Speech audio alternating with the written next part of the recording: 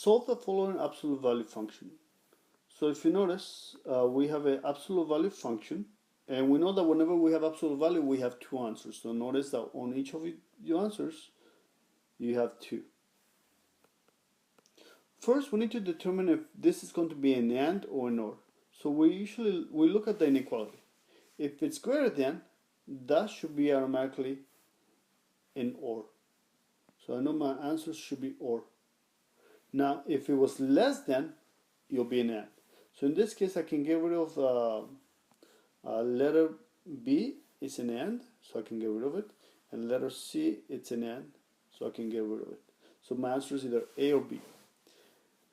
Now, when we are dealing with an inequality, we are going to have two solutions. Whatever's been absolute value, the first time it will be the same, so it'll be x minus 5 is greater than 20.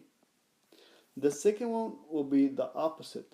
So the second will be negative x plus 5, and greater than 20 stays the same. And I just need to solve each of the inequalities.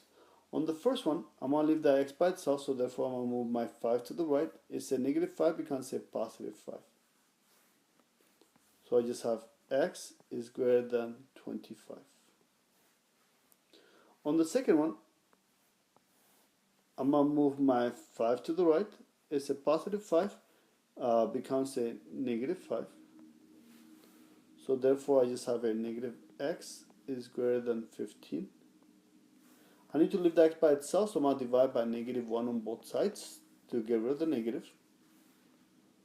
That gives me x. Remember that whenever you divide by a negative number, we have to flip the inequality. So now it's going to become a less than negative 15.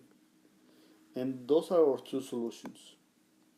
Your first one is x is greater than 25, or x is less than negative 15. So therefore, just be careful when you select your answer. Greater than 25, both of them are fine. On the second one, less than 15, so your answer is letter D.